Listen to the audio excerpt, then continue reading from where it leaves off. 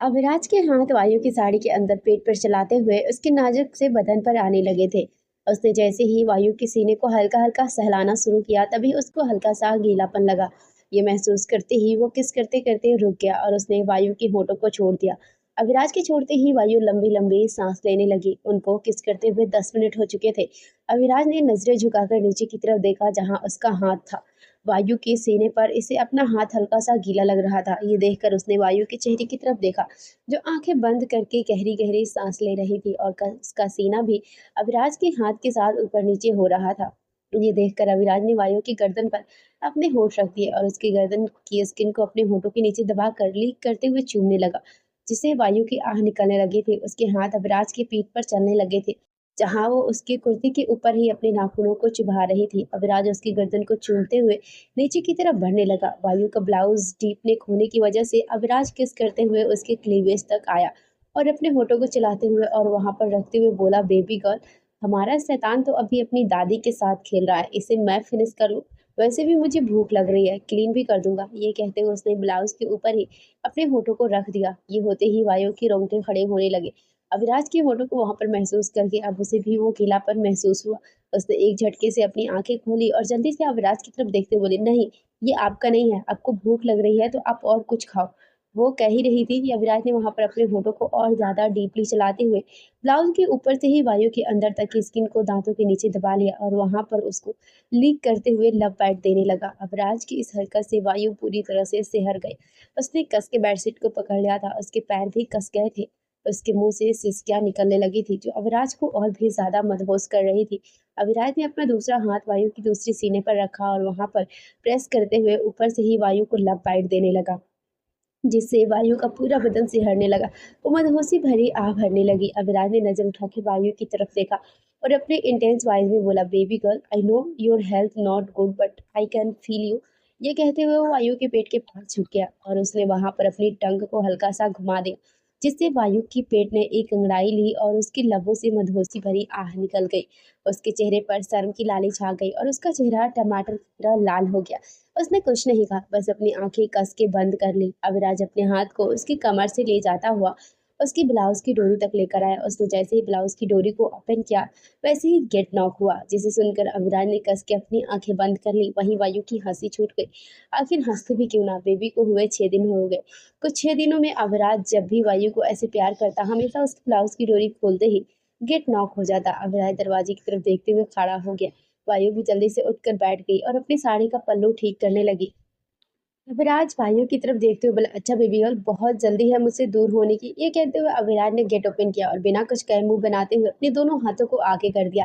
Gate के पास सुनीता जी खड़ी थी, जिन्होंने अद्विक को अपनी गोद में ले रखा था। उसने अविराज के हाथों में अद्विक को रख दिया और उसको भूख लग रही है, ये कहते हुए वो चली गई। अविराज, जिसका मूड पहले ही खराब हो चुका था, वो अंदर आया और वायु की तरफ देखते हुए बोला, बेबी गर्ल, ये मेरा बेटा नहीं, ये मेरा दुश्मन है।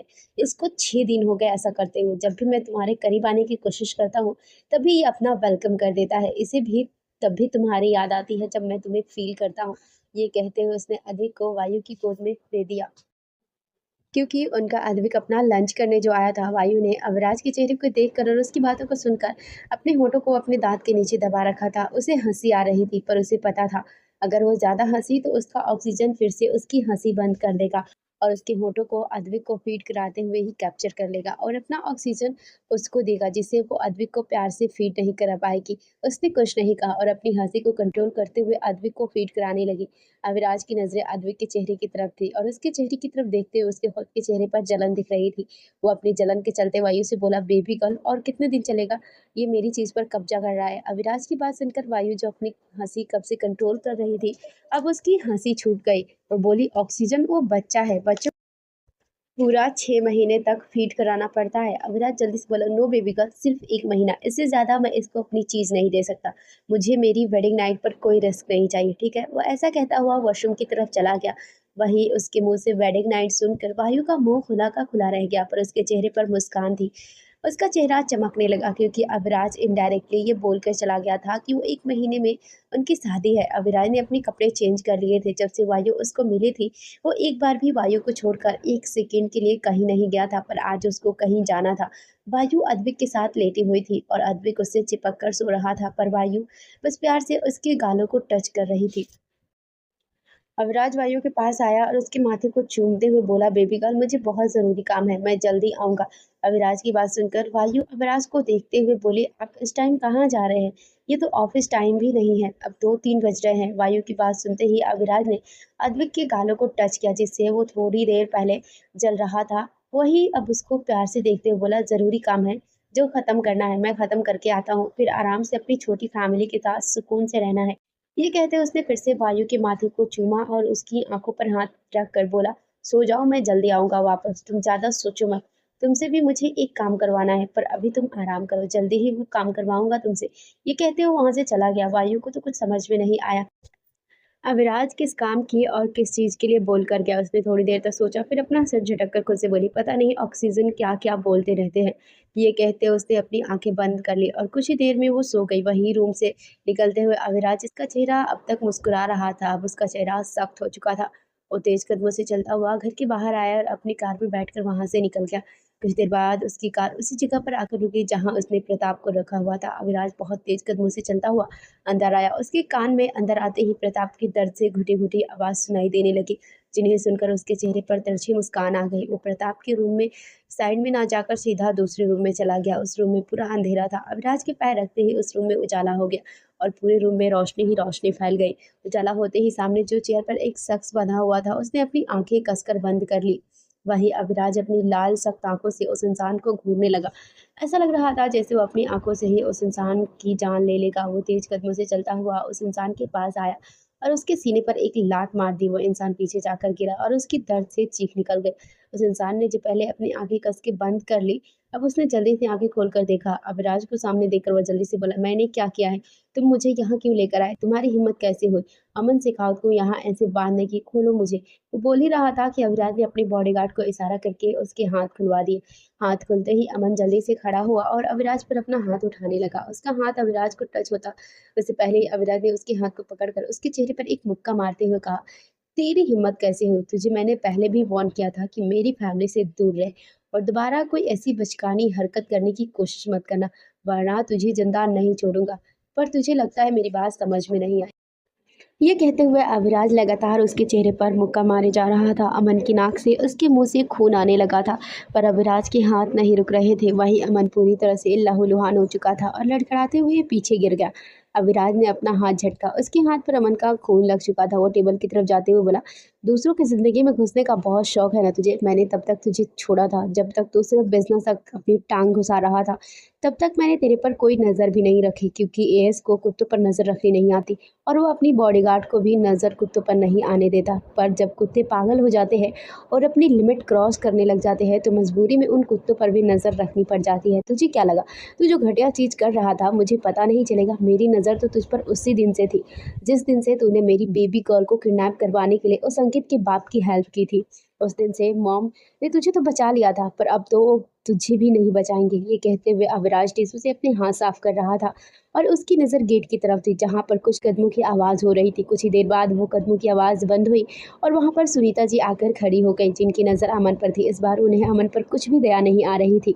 वो उसको गुस्से से देख रही थी। वो तेज़ कदमों से अमन के पास आई और उसको देखते हुए बोली, हमने तुम्हें हर बार अविराज से बचाया है, उसको अपनी कसम देकर तुम्हारी घिनौनी हरकतों को बर्दाश्त किया है। ये सोचकर हमने तुम्हें हर बार बचाया कि शायद तुम सुधर जाओगे, पर तुम तो अपने बाप की तरह निकली, जिसे सिर्फ पैसों से मतलब है। पहले उसने हमारा सब कुछ छीन कर अपने नाम करवा लिया, फिर हमें छोड़ दिया और अब तुम भी अपने बाप की तरह निकले, उन्हीं की तरफ पीठ पर छुरा घोंपने वाले। हमने तुम्हें हर बार बचाया, पर इस बार हम भी नहीं बचाएंगे, क्योंकि इस बार तुम्हारी गलती माफ़ी के लायक नहीं है। तुमने हमारे घर के चिराग को ख़त्म करने की कोशिश की। तुम्हें शर्म नहीं आई? उस नन्ही सी जान को अभी आए हुए कुछ ही दिन हुए जो तुमने उसके खिलाफ साजिश की। हम तो तुम्हें उस दिन भी नहीं बचाते, अगर उस दिन हमें पूरा सच पता होता। जब तुमने हमारी बहू को किडनैप करवाया था, वो तो हमें बाद में पता चला, वरना हम उस दिन अवराज को नहीं रोकते। पर इस बार तुमने उससे भी बड़ी गलती कर दी है। तुमने एक छोटे से बच्चे को गिफ्ट के तौर पर उसमें बम रख के भेजा ताकि कोई मेड उस गिफ्ट को बच्चे के पास रख दे। तुम्हें शर्म नहीं आई एक नन्ही सी जान के खिलाफ ऐसी साजिश करते हुए? ये कहते हुए वो उस पल को याद करने लगी जब सुबह वो फंक्शन की तैयारी करवा रही थी, नामकरण के लिए। तब नौकर ने उनको आकर बताया था कि किसी ने बच्चे के लिए गिफ्ट दिया है। वैसे तो वो सिंघानिया हाउस में ऐसे कुछ भी लाना अलाउ नहीं था, पर वो एक बिजनेसमैन था जिसको कई बार अविराज के बॉडीगार्ड ने भी पार्टी वगैरह में देखा था। पर किसी को नहीं पता था वो उसका सौतेला भाई है जिसने बिजनेस पार्टनर बनकर गिफ्ट भेजा था। पर वो सुनीता जी को मिल गया। सुनीता जी ने भी ज़्यादा ध्यान नहीं दिया और उस गिफ्ट को लेकर अविराज के रूम की तरफ आ रही थी। और अविराज के रूम तक आई ही थी कि अविराज अपने रूम से निकलकर बाहर आया। जैसे ही उसकी नज़र सुनीता जी पर पड़ी, वो कुछ कहता तभी उसकी नज़र उनके हाथ में पकड़े हुए गिफ्ट बॉक्स पर गई। वो इस गिफ्ट को देखते हुए बोला, मॉम क्या हुआ और ये आपके हाथ में क्या है? सुनीता जी मुस्कुराते हुए बोली, ये गिफ्ट तुम्हारे किसी बिजनेस पार्टनर ने दिया है। स्पेशल बिजनेस पार्टनर लिखा हुआ है। इसमें तुम्हारे बच्चे के लिए किसी ने कितने प्यार से दिया होगा। मैं तुम्हारे चिराग के पास बस इसको रखने जा रही हूँ। उनकी बात सुनकर अविराज की आंखें गुस्से से लाल होती जा रही थी। उसकी मुट्ठी कस गई थी। अभी-अभी उसके पास भी राघव का मैसेज आया था और उसने बताया था कि अमन शेखावत ने अभी-अभी उनके घर के पास कुछ गिफ्ट भिजवाया है, जिस चक्कर में अविराज जल्दी से रूम से निकल के आ रहा था।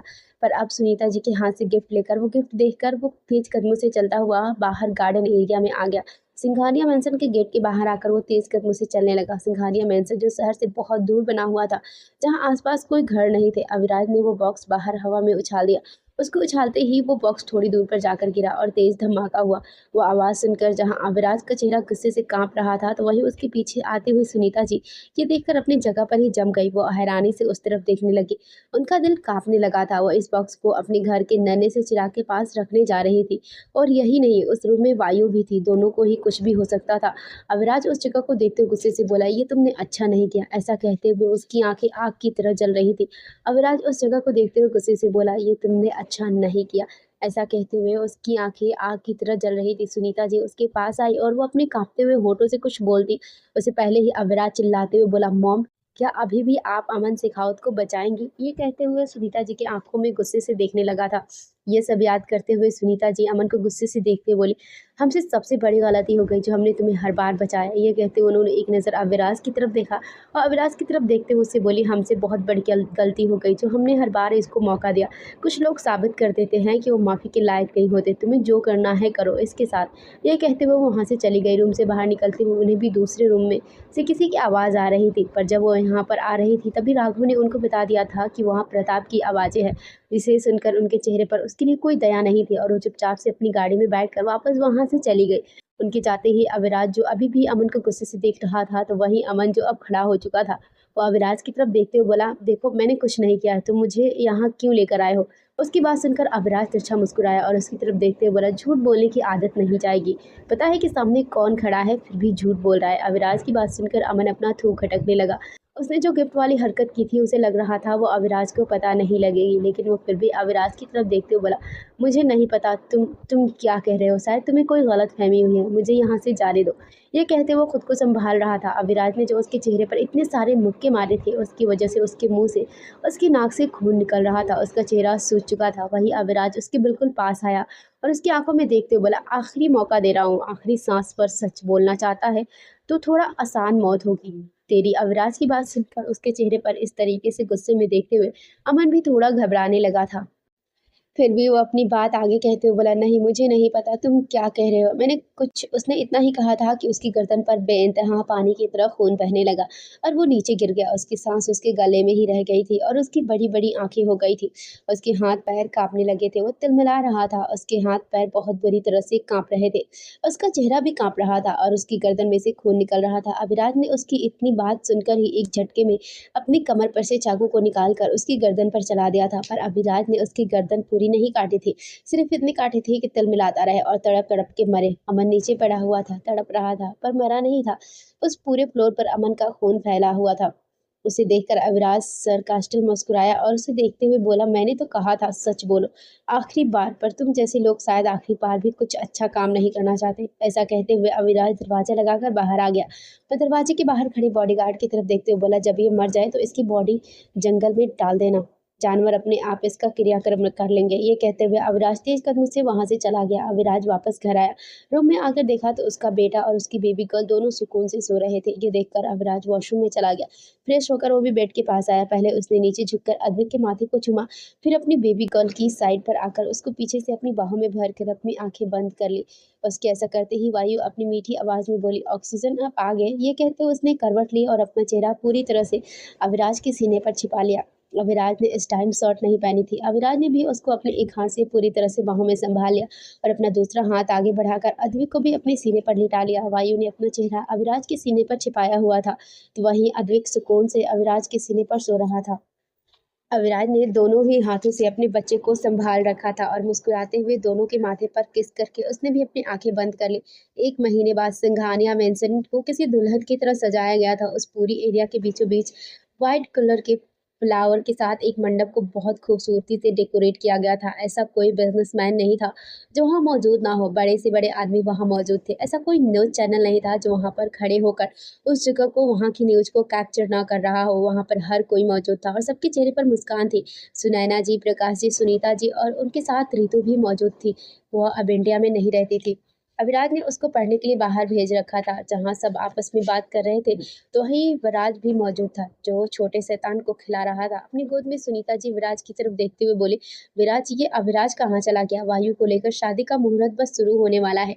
वहीं विराज, जिसको पता था अविराज वायु को लेकर कहाँ गया है, वो अद्विक के गालों को टच करते हुए बोला, आंटी, मेरा दोस्त जल्दी आ जाएगा, बस वो अपनी बीवी को गिफ्ट देने के लिए लेकर गया है, बस आता ही होगा। ये कहते हुए वो अद्विक के साथ ही खेल रहा था और उससे बात करने के तरीके को देखकर सबने अपना सिर ना में हिला दिया। सब लोगों को बस अविराज वायु का इंतजार था। वहीं दूसरी तरफ वायु, जिसने गोल्डन कलर का डायमंड से जड़ा हुआ लहंगा पहना हुआ था, वही पूरी तरह से दुल्हन के लिबास में तैयार थी और उसके चेहरे का नूर आज कयामत ढा रहा था। उसका दुल्हन का जोड़ा, जिसमें वो पहली बार पूरी तरह से दुल्हन बनी हुई थी, उसमें वो बहुत प्यारी लग रही थी, पर अभी उसका चेहरा डर से कांप रहा था। उसके हाथ भी कांप रहे थे। अविराज, जो उसके पीछे शेरवानी पहन के खड़ा था, क्रीम कलर की शेरवानी पहने अविराज ने पीछे से वायु की दोनों हाथों को पकड़ रखा था और आगे की तरफ कर रखा था। वायु के हाथ में गन थी, जो एकदम सामने की तरफ हल्की सी नीचे की तरफ पॉइंट हो रखी थी। उसके हाथ बहुत बुरी तरीके से कांप रहे थे। वही अविराज ने अपना चेहरा वायु की गर्दन पर झुकाया हुआ था और पीछे से उसके दोनों हाथों पर अपने हाथ रखा हुआ था। अविराज वायु की गर्दन पर ही चेहरा छिपाए बोला, बेबी गर्ल, मैंने कहा शूट करो। वायु, जिसकी उंगली कांप रही थी, अपनी कांपती हुई आवाज में बोली, हमसे नहीं होगा, हम वो नहीं कर सकते। ये कहते हुए उसकी आवाज़ भी लड़खड़ा रही थी। उसकी नज़र अपने सामने पड़े हुए प्रताप पर थी, जिसको देखकर वो बहुत बुरी तरीके से घबरा गई थी। पर अविराज ने उसको प्यार से हैंडल किया था। वायु प्रताप को देखकर पैनिक करने लगी थी, पर अविराज ने उसको अपनी बाहों में ऐसा समाया था कि वायु का पैनिक करना पल भर में गायब हो गया था।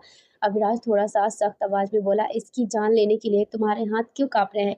उस इंसान के लिए जिसने सिर्फ तुम्हारी नहीं, ना जाने कितनी लड़कियों की ज़िंदगी खराब की होगी, उस इंसान के लिए तुम्हारे हाथ काँप रहे हैं। अविराज की बात सुनकर वायु की आंखों में वही पल घूमने लगे जब प्रताप ने उसके साथ वो सब किया था। वही प्रताप बेजान सा पड़ा हुआ था। वो तो खुद की मौत की दुआ कर रहा था। अविराज ने उसकी ज़िंदगी मौत से बदतर कर रखी थी। वो तो खुद वायु को बहुत मुश्किल से आधी खुली नज़रों से देख रहा था। उन नज़रों में उसकी खुद के लिए मौत की भीख थी। वही वायु बहुत बुरी तरीके से काँप रही थी। उसके हाथ में जो गन थी वो भी बहुत बुरी तरीके से काँप रही थी। अगर अविराज उसके हाथों को पकड़ा नहीं होता तो उसकी गन कप के नीचे छूट कर गिर चुकी होती। वायु को गन ना चलाते हुए देखकर अविराज ने इस बार अपने हाथ को उस गन से हटाया और उसकी आंखों में देखते हुए बोला, बेबी गर्ल, मेरा इश्क इतना कमज़ोर नहीं हो सकता जो अपने गुनहगार को सज़ा ना दे पाए। अविराज, जो खुद एक अविराज है, उस अविराज पर जिस वायु की छाप लगी है वो इतनी कमज़ोर नहीं हो सकती कि जिसने उसकी छाप को दागदार करने की कोशिश की थी वो उसको मिटा ना पाए। अविराज जैसे जैसे कह रहा था, वायु की आंखों के आगे वो सब पल घूम रहे थे जब वो प्रताप से भीख मांग रही थी, जब प्रताप उसके साथ दरिंदगी कर रहा था। वो सब याद आते ही अब उसके हाथ काँप नहीं रहे थे, अब उसके हाथ मजबूत होते जा रहे थे। उसकी आंखें बंद हो चुकी थी। अविराज ने अपने हाथों को वायु की कमर पर रख दिया और उसको पूरी तरह से अपनी बाहों में भर लिया था। अविराज प्रताप की तरफ नजर उठाकर देख रहा था। अविराज की आंखों में भी कोई भाव नहीं थे। उसने प्रताप की तरफ देखते हुए कहा, बेबी गर्ल, सच ये है कि एक दिन सबका अंत आता है और उसकी आयु इतनी कमज़ोर नहीं हो सकती जो अपने जख्मों का अंत ना कर पाए। अविराज ने वो कहा ही था कि वायु ने चिल्लाते हुए गन की जितनी भी गोली थी सारी प्रताप के सीने पर उतार दी। वायु की आंखें बंद थी, पर उसने जो चीख के साथ गन चलाई थी उससे उसका जो दर्दनाक अतीत था वो बाहर आ रहा था। अविराज की पकड़ वायु पर मजबूत थी। उसने पीछे से अपनी बेबी कॉल को पूरी तरह से अपनी बाहों में समा रखा था। वही वायु प्रताप पर तब तक गोली चलाती रही जब तक उस गन की सारी गोली नहीं खत्म हो गई। प्रताप जहाँ एक गोली में ही जिंदा लाश बन चुका था, वही उसकी बॉडी में ना जाने जाने कितनी जगह गोली लग चुकी थी। वो बेजान सा पड़ा था। गन की गोली खत्म होती ही वायु के हाथ से वो गन नीचे छूट गई। उसने जैसे ही आँख खोली तो अविराज ने एक झटके में उसको अपनी तरफ घुमा लिया, क्योंकि प्रताप की बॉडी देखने लायक नहीं बची थी। वही वायु ने आंसू भरी आंखों से अविराज की तरफ देखा और रोते हुए बोली, हमारे हाथ भी खून से। उसने इतना ही कहा था कि अविराज ने उसके होठों पर अपनी उंगली रखी और उसके चेहरे को अपने हाथ में थामते हुए उसकी आंखों में देखते हुए बोला, बेबी गर्ल, खबरदार, अगर तुमने ऐसा कुछ कहा तो तुम मेरी वायु हो, तुम अविराज की परछाई हो, उसकी रूह हो, और उसकी परछाई, उसकी रूह को पूरा हक है अपने गुनहगार का अंत करने का। सिर्फ तुम्हें ही नहीं, हर उस लड़की का हक है। ये जिनके साथ वो सब हुआ होगा, मैं चाहता तो इसे कब का मार सकता था, जैसे इसके साथ देने वालों को मार दिया। ये सुनकर वायु अविराज की आंखों में देखने लगी। अविराज ने उसको बता दिया था कि उसने नीति को भी कैसे मारा, क्यों मारा। वो जैसे-जैसे अविराज की बात सुन रही थी, उसे उन दोनों के मरने का कोई अफ़सोस नहीं हो रहा था। अविराज आगे बोला, पर मैं चाहता था मेरी बेबी गर्ल अपने गुनहगार को अपने हाथों से मारे। मैं नहीं चाहता कि मेरी बेबी गर्ल कहीं न कहीं उस डर के साए में आज भी रहे, इसीलिए उसका डर आज हर तरह से ख़त्म होना ज़रूरी था। तुम मेरी आँखों में देखकर अपने दिल से पूछो, क्या तुम्हें लगता है ऐसे इंसान को सज़ा देकर तुम्हारे हाथ खून से रंग गए हैं? अविराज की बात सुनकर वायु, जो उसकी आँखों में ही देख रही थी, एकटक उसने अपना चेहरा ना में हिला दिया और कस के अविराज के सीने से लग गई और धीरे से बोली, नहीं, हमने कुछ गलत नहीं किया। ये कहते हुए उसने पूरी तरह से खुद को छिपा लिया। अविराज ने भी वायु के सिर को चूमते हुए पूरी तरह से उसको अपनी बाहों में भर लिया। उन दोनों में से कोई भी प्रताप की तरफ नहीं देख रहा था। अविराज वायु को अपनी बाहों में पूरी तरह से भरते हुए बोला, वैसे बेबी गर्ल, तुम्हें अपनी ऑक्सीजन का वेडिंग गिफ्ट कैसा लगा? ये सुनकर वायु अपना चेहरा अविराज के सीने से निकालते हुए उसकी तरफ देखने लगी।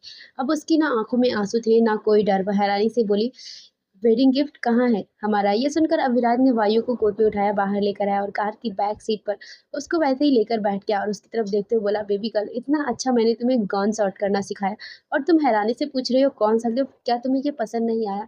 ये सुनकर वायु ने अपना मुंह बना लिया। वो अब अविराज को घूरते हुए बोली, हमें वो गन शॉट वाला गिफ्ट नहीं चाहिए, हमें तो कुछ और चाहिए। ये कहते वो मुस्कुराने लगी। अविराज उसको अच्छे से अपनी गोद में कैरी करते हुए बोला, क्या चाहिए बोलो, सब कुछ तुम्हारा ही है। वायु जल्दी से बोली, हमें कोहिनूर का हीरा देखना है, आप हमें दिखाते नहीं हैं, हम कुछ नहीं जानते, आज हमें वो देखना ही है।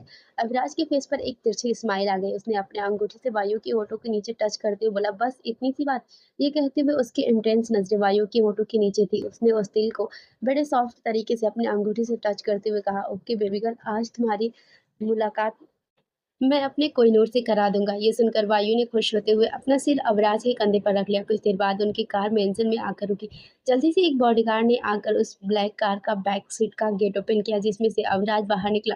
उसने क्रीम कलर की शेरवानी पहन रखी थी, जिसके कॉलर पे डायमंड चमक रहे थे। उसने गले में रेड कलर का दुपट्टा वेयर किया था। अविराज कार में से बाहर निकला, फिर उसने हाथ बढ़ाकर वायु को भी अपने साथ बाहर निकाला।